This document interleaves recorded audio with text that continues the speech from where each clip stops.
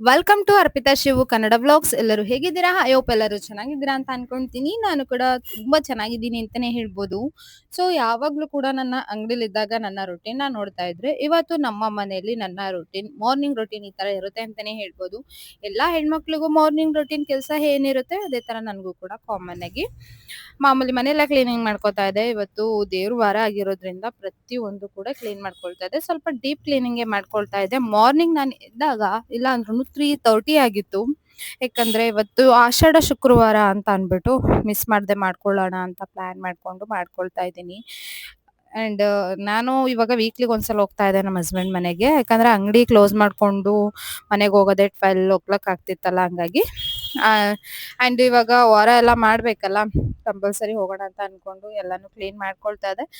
ಬಟ್ಟೆ ಎಲ್ಲ ಮಡ್ಚ್ಕೊಂಡಾದ್ಮೇಲೆ ವಾಷಿಂಗ್ ಮಿಷಿನ್‌ಗೂ ಕೂಡ ಬಟ್ಟೆ ಎಲ್ಲ ಹಾಕೊಂಡೆ. ಡ್ರೆಸ್ಸಿಂಗ್ ಟೇಬಲ್ ಹತ್ರ ತುಂಬಾ ಧೂಳಾಗ್ಬಿಟ್ಟಿತ್ತು. ಪೌಡರ್ ಎಲ್ಲ ಯೂಸ್ ಮಾಡಿ ಅದನ್ನು ಕೂಡ ಕ್ಲೀನ್ ಮಾಡ್ಕೊಳ್ತಾ ಇದ್ದೆ. ನೋಡ್ತಾ ಇರ್ಬೋದು ಎಷ್ಟು ಮೆಸ್ಸಿ ಆಗಿದೆ ಅಂತ. ಸೊ ಎಲ್ಲ ಡೀಪ್ ಕ್ಲೀನಿಂಗ್ ಮಾಡೋಷ್ಟ್ರಲ್ಲಿ ನನಗಂತೂ ಸಾಕಾಗೋಯ್ತು ಅಂತಾನೆ ಹೇಳ್ಬೋದು. ಇನ್ನು ನಮ್ಮ ಹತ್ರ 2 ಕಿಚನ್ಸ್ ಇದೆ. ಮೇನ್ ಕಿಚನಲ್ಲಿ ವಾರಗಳಿದ್ದಾಗ ಅಂಡ್ ದೇವ್ರ ಪೂಜೆಗಳಿದ್ದಾಗ ಮಾತ್ರ ಅಲ್ಲಿ ಅಡಿಗೆ ಮಾಡೋದು. ಇನ್ನ ಇನ್ನೊಂದು ಕಿಚನ್ ಇದೆಯಲ್ಲ, ಅಲ್ಲಿ ಮಾಮೂಲಿ ರೆಗ್ಯುಲರ್ ಅಡ್ಗೆ ಮಾಡ್ತೀವಲ್ಲ, ಆ ರೆಗ್ಯುಲರ್ ಅಡ್ಗೆ ಅಂಡ್ ನಾನ್ ವೆಜ್ ಅಡ್ಗೆ ಮಾಡ್ತೀವಿ. ಮನೇಲಿದ್ದಾಗ ಮಾತ್ರ ಏನಾದ್ರೂ ಒಂದ್ ಕೆಲ್ಸಗಳನ್ನೋದು ಇದ್ದೇ ಇರುತ್ತೆ. ಮನೇಲಿ ಕೆಲವ್ರು ಹೇಳ್ತಾರೆ, "ಮನೇಲಿ ಏನ್ ಕೆಲ್ಸ ಇರುತ್ತೆ?" ಅಂತ. ಕಾಮನ್ ಆಗಿ ಮನೇಲಿರುವಷ್ಟು ಕೆಲ್ಸ ಹೊರಗಡೆ ಇರಲ್ಲ. ನಾನಿವತ್ತು ಎಲ್ಲಾನು ಡೀಪ್ ಕ್ಲೀನಿಂಗ್ ಮಾಡ್ಕೊಳ್ಳೋಣ ಅಂತ ಪ್ರತಿ ಒಂದೂನು ಒರೆಸ್ಕೊಳ್ತಾ ಇದ್ದೆ. ಇಲ್ಲಿ ಏನೂ ಅಡ್ಗೆ ಮಾಡಲ್ಲ, ಆದ್ರೂನು ಕೂಡ ಫುಲ್ಲು ಧೂಳೆಲ್ಲ ಆಗ್ಬಿಟ್ಟಿತ್ತು. ಅದನ್ನು ಕೂಡ ಕ್ಲೀನ್ ಮಾಡ್ಕೊಳ್ತಾ ಇದ್ದೆ ಅಂತಾನೆ ಹೇಳ್ಬೋದು. ಅದೇ ಈ ಸ್ಟವ್‌ನ ಯೂಸ್ ಮಾಡಲ್ಲ ನಾವು ಯಾವಾಗ್ಲೂ ಕೂಡ. ಹಂಗಾಗಿ ಅದ್ರ ಮೇಲೆ ಒಂದ್ ಬಟ್ಟೆನೂ ಕೂಡ ಹಾಕ್ದೆ. ಅದೆಲ್ಲ ಆದ್ಮೇಲೆ ದೇವ್ರ ಸಾಮಾನುಗಳ್ನೆಲ್ಲ ತಗೊಂಡೆ. ದೇವ್ರ ಸಾಮಾನುಗಳ್ನ ಬೆಳಗದೆ ಒಂದು ಸರ್ಕಸ್ ಆಗ್ಬಿಡುತ್ತೆ. ಎಷ್ಟು ಲೇಟ್ ಆಗುತ್ತೆ ಅಂದ್ರೆ ಅಷ್ಟಿಷ್ಟಲ್ಲ. ಅದನ್ನ ಬೆಳಗಕ್ಕೇನೆ ಇಲ್ಲಾಂದ್ರೆ ಒಂದು ಹಾಫ್ ಅನ್ ಅವರ್ ಟೈಮ್ ಹಿಡಿತು ಅಂತಾನೆ ಹೇಳ್ಬೋದು. ಎಲ್ಲ ನೀಟಾಗಿ ಬೆಳಗ್ತಾ ಇದೆ. ಯಾಕಂದ್ರೆ ಶಿವು ಅವರೇ ಒನ್ ವೀಕ್ ಆರ್ 15 ಡೇಸಿಂದ ಪೂಜೆ ಮಾಡ್ತಾ ಇದ್ದಿದ್ದು. ಅವ್ರು ಸರಿಯಾಗಿ ವಾಶ್ ಮಾಡಿರ್ಲಿಲ್ಲ. ಎಲ್ಲ ಜಿಡ್ಡು ಬರ್ಸ್‌ಬಿಟ್ಟಿದ್ರು. ಹಾಗಾಗಿ ಹುಣ್ಸೆ ಹಣ್ಣಲ್ಲಾಗಿರ್ಬೋದು, ಸೋಪಲ್ಲಿ 3 ಸಲ ಬೆಳಗ್ದೆ ಅಂತಾನೆ ಹೇಳ್ಬೋದು. ಇನ್ನು ಸಿಂಕ್ ಹತ್ರನೂ ಕೂಡ ತುಂಬಾ ಗಲೀಜಾಗ್ಬಿಟ್ಟಿತ್ತು. ಇಲ್ಲಿ ಇದಕ್ಕೆ ನಾವು ಸುಮ್ನೆ ಪಾ ಇರ್ಲಿ ಅಂತ ಮಾಡ್ಸಿದ್ದಷ್ಟೇ. ಇದೇ ಕಿಚನಲ್ಲಿ ನಾವ್ ಇವಾಗ ಅಡ್ಗೆ ಮಾಡ್ಕೊತಾ ಇದೀವಿ. ಇಲ್ಲಾಂದ್ರೆ ಇದಕ್ಕೂ ಕೂಡ ಬ್ಯಾಕ್ ಗ್ರೌಂಡ್‌ಗೆ ಟೈಲ್ಸ್ ಹಾಕಿಸ್ಬೋದಾಗಿತ್ತು. ಬಟ್ ಅವಾಗ ಆ ಟೈಮ್‌ಗೆ ನಮ್ಗೆ ತಲೆ ಓಡ್ಲಿಲ್ಲ. ಇದಕ್ಕೂನು ಹಾಕಿಸಿದಿದ್ರೆ ಗೋಡೆ ಅಷ್ಟು ಗಲೀಜ್ ಆಗ್ತಾ ಇರ್ಲಿಲ್ಲ. ಜಸ್ಟ್ ಒರ್ಸ್ಕೊಂಡ್ ಬಿಟ್ಟಿದ್ರೆ ಸರಿ ಹೋಗ್ತಾ ಇತ್ತು. ಅದೆಲ್ಲ ಆದ್ಮೇಲೆ ದೇವ್ರ ಸಾಮಾನೆಲ್ಲ ಬೆಳಿಕೊಂಡಾದ್ಮೇಲೆ, ಬಟ್ಟೆ ಎಲ್ಲ ಮಡ್ಚ್ಕೊಂಡಾದ್ಮೇಲೆ ಒಂದ್ ಕಡೆಯಿಂದ ಕಸ ಎಲ್ಲ ಗುಡ್ಸ್ಕೊಂಡ್ ಬರ್ತಾ ಇದ್ದೆ. ಧೂಳೆಲ್ಲ ಹೊಡ್ಕೊಂಡೆ. ಕಸ ಎಲ್ಲಾನು ಗುಡ್ಸ್ಕೊಂಡ್ ಬರ್ತಾ ಇದ್ದೆ. ನಾನ್ ಮೊಬೈಲ್ ಹೋಲ್ಡರ್ ಅಥವಾ ಏನು ತಕೊಂಡ್ ಹೋಗಿರ್ಲಿಲ್ಲ. ಇವಾಗ ಅಮ್ಮನ್ ಮನೇಲಿ ಜಾಸ್ತಿ ಇದ್ದೆ ಅಲ್ವಾ, ಹಂಗಾಗಿ ನಮ್ಮನೆಗೆ ಏನು ತಕೊಂಡ್ ಹೋಗಿರ್ಲಿಲ್ಲ. ಯಾವ್ದೋ ಒಂದು ಸ್ಟೆಪ್ ಮೇಲೆ ಆ ತರ ಇರ್ತಾರೆ, ಆರ್ಚ್ ಮೇಲೆ ಇಟ್ಕೊಂಡು ಎಲ್ಲ ಕೆಲ್ಸನ ಮಾಡ್ಕೊಳ್ತಾ ಇದ್ದೆ. ತುಂಬಾ ಜನ ಕೇಳ್ತಾ ಇದ್ರಿ, ಇತ್ತೀಚೆಗೆ ನಿಮ್ದು ಅಂಗಡಿ ರೊಟೀನೇ ಬರ್ತಾ ಇದೆ ಅಂಡ್ ಪ್ರೆಗ್ನೆನ್ಸಿ ಸೀರೀಸ್ ಮಾಡಿ, ರೆಸಿಪೀಸ್ ವಿಡಿಯೋಸ್ ಮಾಡಿ ಅಂತ ತುಂಬಾ ಜನ ತುಂಬಾ ತರ ವಿಡಿಯೋಸ್ ಕೇಳ್ತಾನೆ ಇರ್ತಾರೆ. ಗೈಸ್, ಹೇಳ್ಕೋಬೇಕು ಅಂದ್ರೆ ನನ್ನ ರೊಟೀನ್ ಇದೇ ತರ ಇರುತ್ತೆ. ಮನೆಗೆ ಹೋಯ್ತು ಅಂದ್ರೆ ನನ್ನ ರೊಟೀನ್ ಈ ತರ ಇರುತ್ತೆ. ಅದ್ ಬಂತು ಅಂದ್ರೆ ಅಂಗಡಿಲಿರುತ್ತೆ.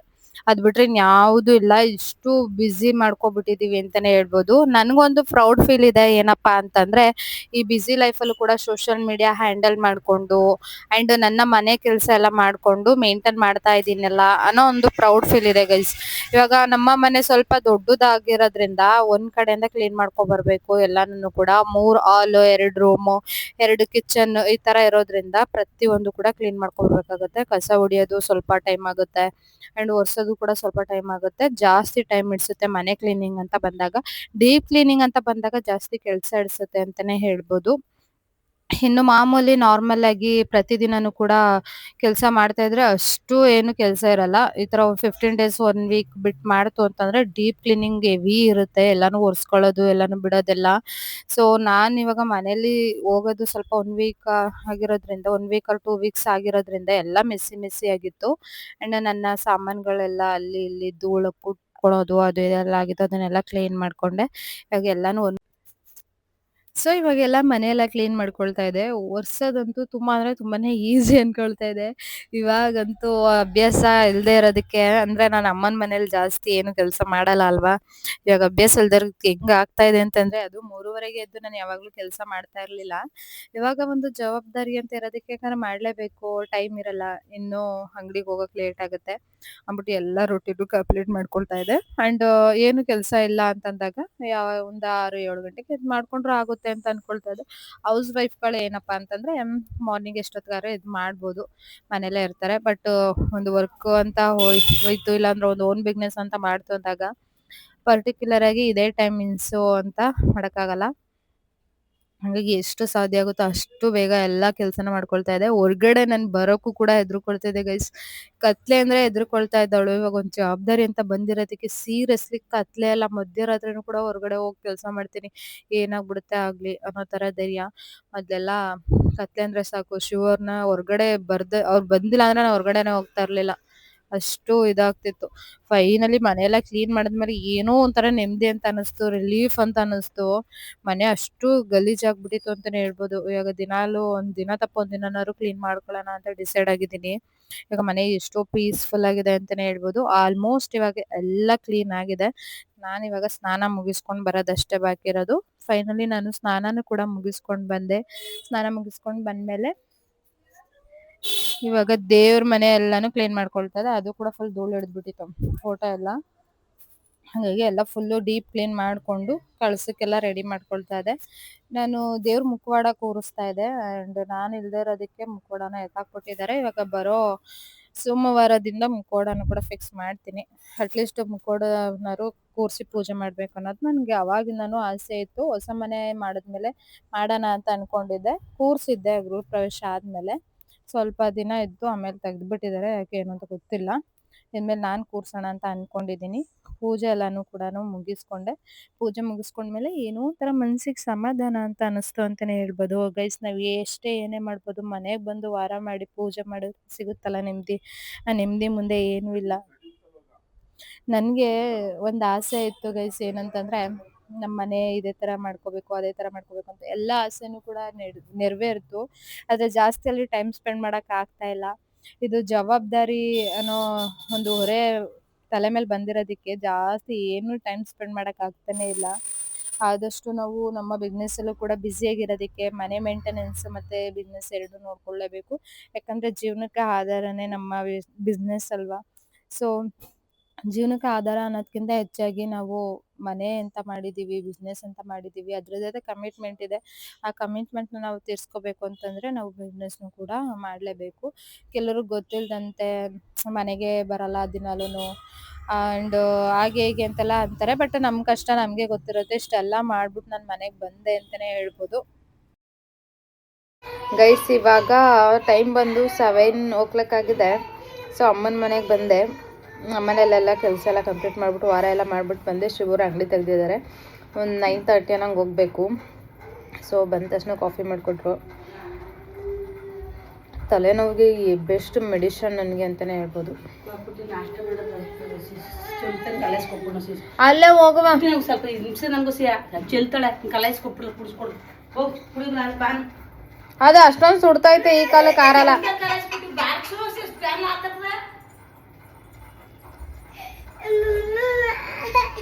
ನನ್ನ ಮಗಳಿಗೂ ಹಾಲು ಕುಡಿಸ್ಬೇಕು. ಅವಳಿಗೊಂದು ಹಾಲು ಕುಡಿಸೋದು ಇತ್ತೀಚೆಗಂತೂ ತುಂಬ ಚಾಲೆಂಜಿಂಗ್ ಆಗ್ಬಿಟ್ಟೈತೆ.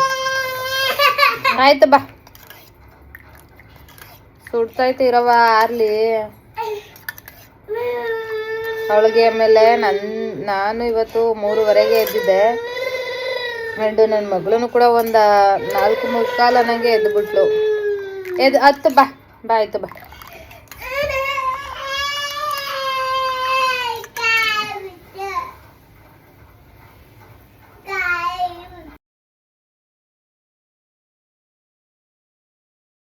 ಗೈಸ್ ಮಾರ್ನಿಂಗ್ ಆ್ಯಂಡ್ ಆಫ್ಟರ್ನೂನ್ ಎಲ್ಲ ಸ್ವಲ್ಪ ಬ್ಯುಸಿ ಆಗಿಬಿಟ್ಟೆ. ಆ್ಯಂಡ್ ವೀಡಿಯೋಸ್ಗಳೆಲ್ಲ ಇತ್ತು, ಹಂಗಾಗಿ ವ್ಲಾಗ್ನ ಕಂಟಿನ್ಯೂ ಮಾಡೋಕ್ಕಾಗಲಿಲ್ಲ. ಈವ್ನಿಂಗ್ ಆಗಿದೆ ಆ್ಯಂಡ್ ಫುಲ್ಲು ಟೈರ್ಡ್ ಆಗ್ತಾಯಿದೆ. ಇವತ್ತಂತೂ ನಿದ್ದೆ ಅಂತ ಕಂಟ್ರೋಲ್ ಮಾಡೋಕ್ಕಾಗ್ತಾಯಿಲ್ಲ. 3:30ಗೆ ಎದ್ದಿರೋದಕ್ಕೆ ಹೋಗಿ ಮಲ್ಕೊಬಿಟ್ರೆ ಸಾಕು ಕಣಪ್ಪ ಅನ್ನಿಸ್ತೈತೆ. ಎಷ್ಟು ಬೇಗ ಟೈಮ್ ಆಗುತ್ತಪ್ಪ 10 o'clock ಅನ್ನಿಸ್ತೈತೆ ಸೀರಿಯಸ್ಲಿ.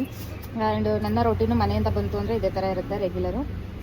ಸೊ ನನಗೆ ವಾಮಿಟಿಂಗು ಆ್ಯಂಡು ಜಾಸ್ತಿ ಸುಸ್ತು. ನನ್ನ ಮಗಳು ಕೂಡ ಇಲ್ಲೇ ಕೂರಿಸ್ಕೊಂಡಿದ್ದೀನಿ. ಸೊ ಅವಳಿಗೆ ಇವಾಗ ಕೂದಲು ಚೆನ್ನಾಗಿ ಬೆಳೀತದೆ, ಹಂಗಾಗಿ ಅವಳಿಗೆ ಜುಟ್ಟಾಗ್ತಾ ಇದ್ದೀನಿ, ಎಲ್ಲ ಮುಂದೆ ಬಂದುಬಿಡುತ್ತೆ. ಸೊ ಇನ್ನೂ ಯಾವುದೇ ರೀತಿ ಕಟಿಂಗ್ಸ್ ಮಾಡಿಸಿಲ್ಲ. 2ನೇ ಮುಡಿ ಕೊಡಬೇಕು. 2ನೇ ಮುಡಿ ಕೊಡೋವರೆಗೂ ಬೇಡ ಕಟ್ ಮಾಡ್ಸೋದು ಅಂದ್ಬಿಟ್ಟು ಮಾಡ್ಸೋಕ್ಕೇನು ಹೋಗಿಲ್ಲ. ಆ್ಯಂಡ್ ಕಟ್ ಮಾಡ್ಸೋಣ ಅಂತ ಅಂದ್ಕೊಂಡೆ, ಮುಡಿ ಕೊಡೋಣ ಅಂತ ಅಂದ್ಕೊಂಡೆ 2ನೇ ಮುಡಿನ. ಅಷ್ಟರಲ್ಲಿ ನಾನು ಕನ್ಸೀವ್ ಆದ್ನಲ್ಲ, ಕನ್ಸೀವ್ ಇದ್ದಾಗ ಮೊದಲನೇ ಮಕ್ಕಳು ಮುಡಿ ಕೊಡಬಾರ್ದಂತೆ, ಹಾಗಾಗಿ ಕೊಟ್ಟಿಲ್ಲ. ಅದಕ್ಕೆ ಸದ್ಯಕ್ಕೆ ಜುಟ್ಟೆ ಆಗ್ತಾಯಿದ್ದೀನಿ. ಇವಾಗ ಇನ್ನೂ ಅವಳಿಗೆ ಮುಡಿ ಕೊಡೋದು ಇನ್ನೂ 6 ಮಂತ್ಸ್ 7 ಮಂತ್ ಮೇಲಿದೆ. ನಮ್ಮ ಮನೆ ದೇವ್ರ ಹಬ್ಬ ಬಂದಾಗ ಕೊಡಬೇಕು. ಗೈಸ್ ಇವಳನ್ನ ಮೇಂಟೈನ್ ಮಾಡ್ಕೊಂಡು ನಾನು ಅಂಗಡಿಯಲ್ಲಿ ಕುತ್ಕೊಂಡಾಗ ಇದೆಯಲ್ಲ, ಕೆಲಸ ಮಾಡಿ ಬೇಜಾರಾಗಲ್ಲ, ಅವ್ರನ್ನ ಕೇರ್ ಮಾಡಿ ಬೇಜಾರಾಗುತ್ತೆ. ಯಾಕಂದರೆ ರೋಡ್ಗೆ ಹೊರಟೋಗ್ಬಿಡ್ತಾರೆ ಒಂದೊಂದ್ಸಲ, ಅದೇ ಭಯ. ಕುತ್ಕೊಂಡ್ರೆ ಏನೂ ಅನ್ಸಲ್ಲ, ರೋಡ್ಗೆ ಹೊರಟೋಗ್ಬಿಡ್ತಾರೆ. ಯಾಕಂದರೆ ಕೈ ಕಾರ್ನರ್ 4 ಕಡೆ ರೋಡ್ ಹೋಗುತ್ತೆ. ನಮ್ಮದೇ ಇಲ್ಲಿ ಸೆಂಟ್ರಲ್ ಅಂಗಡಿ ಇರೋದ್ರಿಂದ ಈ ಕಡೆ 4 ಕಡೆ ಯಾವ ಕಡೆಯಿಂದ ಗಾಡಿ ಬರ್ತದೆ ಅಂತ ಹೇಳೋಕ್ಕಾಗಲ್ಲ. ಹೀಗಾಗಿ ಫುಲ್ಲು ಗಮನ ಎಲ್ಲ ಇವ್ರ ಮೇಲೆ ಇರುತ್ತೆ. ನೀವು ವ್ಲಾಗನ್ನ ಕಂಟಿನ್ಯೂ ಮಾಡೋಣ. ಹೊರಗಡೆ ಹೋಗ್ಬೇಕಾದ್ರೆ ಏನಾದ್ರು ಸ್ನ್ಯಾಕ್ಸ್ ತಿನ್ಕೊಂಡು ಹೋಗೋಣ ಅಂತ ಅಂದ್ಕೊಂಡ್ವಿ. ಹಂಗೆ ಹೊರಗಡೆ ಬಂದ್ವಿ. ಬೇಬಿಗೆ ಎಷ್ಟು ಸಾಧ್ಯ ಆಗುತ್ತೋ ಅಷ್ಟು ಟೈಮ್ ಕೊಡಬೇಕು ಅಂತ ಅಂದ್ಕೊಂಡಿದ್ದೀವಿ. ಆ್ಯಂಡ್ ಅದೇ ರೀತಿ ಮಾಡ್ತಾ ಇದ್ದೀವಿ. ಎಷ್ಟು ಆಗುತ್ತೋ ಅಷ್ಟು ಟೈಮ್ ಸ್ಪೆಂಡ್ ಮಾಡಬೇಕು. ಯಾಕಂದರೆ ಇದು ಬ್ಯುಸಿ ರೊಟೀನಲ್ಲಿ ಅವಳು ಕೂಡ ನಮ್ಗೆ ಇಂಪಾರ್ಟೆಂಟೇನೆ. ಗೈಸ್ ಇವಾಗ ನಾವು ಮನೆಗೆ ಹೋಗ್ತಾ ಇದ್ದೀವಿ. ಸೊ ಮಂಡ್ಯ ಎಂಡ್ ಇಲ್ಲಿಗೆನಾ ಶಿವು? ಇದು ಮಾದೇಶ್ವರ ಬಡಾವಣೆ ಅಂತಂತಾರೆ.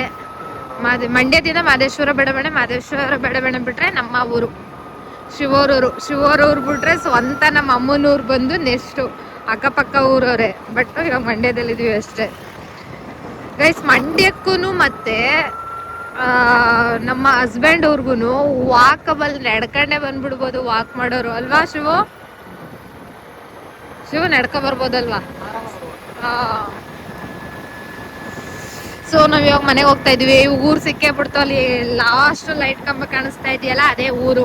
ಮಂಡ್ಯಕ್ಕೂ ಮತ್ತೆ ನಮ್ಮ ಹಸ್ಬೆಂಡ್ ಊರ್ಗು ಇಷ್ಟೇ ಡಿಫ್ರೆನ್ಸು. ಹಂಗಾಗಿ ಎಷ್ಟೋ ನಮ್ಮ ಅಂಗಡಿ ಕ್ಲೋಸ್ ಮಾಡ್ಬಿಟ್ಟು 5 ನಿಮಿಷಕ್ಕೆ ಶಿವೂರಿಗೆ ಬಂದ್ಬಿಡ್ಬೋದು. ಸೊ ನಮ್ಮ ಸೇಫ್ಟಿ ಇದಕ್ಕೋಸ್ಕರ ಊರುಗಳ ನೇಮೋ ಹೇಳೋಂಗಿಲ್ಲ ಸೋಷಿಯಲ್ ಮೀಡಿಯಾದಲ್ಲಿ. ಹಾಗಾಗಿ ಊರ್ ನೇಮ್ ಹಾಕ್ಲಿಲ್ಲ. ಊರು ಸಿಕ್ಕೇ ಬಿಡ್ತು ಇಷ್ಟೇ ಗೈಸ್. ಇವಾಗ ವಿಡಿಯೋ ಆನ್ ಮಾಡ್ಕೊಂಡಿದ್ನಲ್ಲ ಅಷ್ಟೇ, 2 ನಿಮಿಷದಿಂದ 5 ನಿಮಿಷಕ್ಕೆ ಬಂದ್ಬಿಡ್ಬೋದು. ನಮ್ಮ ಅಂಗಡಿ ಇಂದ 5ರಿಂದ 10 ನಿಮಿಷ ಅಲ್ವಾ ಶಿವು? ನಾರ್ಮಲಾಗಿ ಬರ್ತೀನಿ ಅಂದ್ರೆ 10 ನಿಮಿಷ ಅಲ್ವಾ? 10 ನಿಮಿಷಕ್ಕೆಲ್ಲ ಬಂದ್ಬಿಡ್ಬೋದು. ಇವಾಗ ನಮ್ಮ ಮನೆಗೆ ಹೋಗೋದಷ್ಟೇ ಬಾಕಿ. ಊರೆಲ್ಲ ನೋಡ್ತಾ ಇರ್ಬೋದು. ಊರವರೆಲ್ಲ ಎದೊಳಕ್ಕೂ ಮೊದಲೇ ಕೆಲ್ಸಕ್ಕೆ ಹೋಗ್ತೀವಿ. ಊರವರೆಲ್ಲ ಮಲ್ಕೊಂಡಾದ್ಮೇಲೆ ಕೆಲಸದಿಂದ ಬರ್ತೀವಿ. ಇದು ನಮ್ಮ ಜೀವನ ಆಗಿದೆ, ರಿಯಾಲಿಟಿ ಆಗಿದೆ. ಇವಾಗ ಮನೆಗೆ ಹೋಗೋಣ ಬನ್ನಿ. ಗೇಟ್ ಒಳಗಡೆನೆ ಹಾಕ್ಬಿಡ್ತಾರೆ ಗಾಡಿನ, ಯಾಕಂದರೆ ಚಾರ್ಜರ್ ಹಾಕ್ಬೇಕು. ಹಂಗಾಗಿ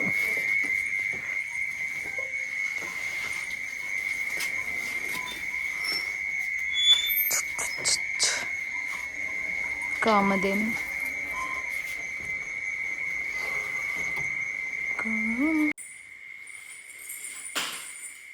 ಎತ್ಕೊಂಡು ಬಾ.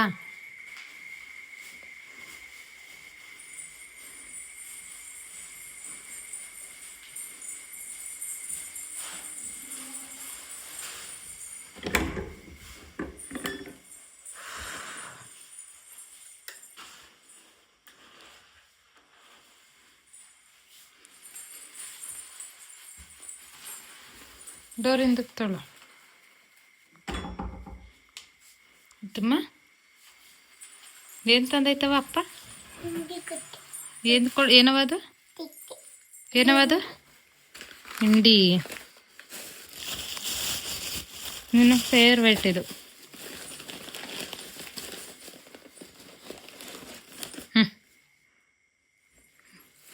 ನಡಿ ಫ್ರೆಶ್ ಅಪ್ ಆಗ್ಬಿಟ್ಟು ಬರ್ವೆ. ನಡಿ ಅಪ್ಪನ ಕರ್ಕೊಬ್ರಾಗ ಹೋಗಿ. ಟೈಮ್ ನೋಡ್ತಾ ಇರ್ಬೋದು. ಇವಾಗ 11 o'clock ಆಗಿದೆ. ಇನ್ನು 7 minutes 11 o'clock. ನಾವು ಇವಾಗ ಫ್ರೆಶ್ ಅಪ್ ಆಗಿ ಊಟ ಮುಗಿಸಿ ಮಲ್ಕೊಳ್ಳೋ ಅಷ್ಟರಲ್ಲಿ 12 o'clock ಆಗುತ್ತೆ. ಆ್ಯಂಡ್ ಮಾರ್ನಿಂಗ್ 5ಗೆ ಸ್ಟಾರ್ಟ್ ಆಯಿತು ನಮ್ಮ ರೊಟೀನ್. ಅಂತಂದರೆ ನೈಟು 12 ಆದ್ರೂ ಮುಗಿಯಲ್ಲ. ಸದ್ಯಕ್ಕೆ ನಾನು ಇವತ್ತಿನ ವ್ಲಾಗನ್ನು ಇಲ್ಲಿಗೆ ಎಂಡ್ ಮಾಡ್ಕೊಳ್ತಾ ಇದ್ದೀನಿ.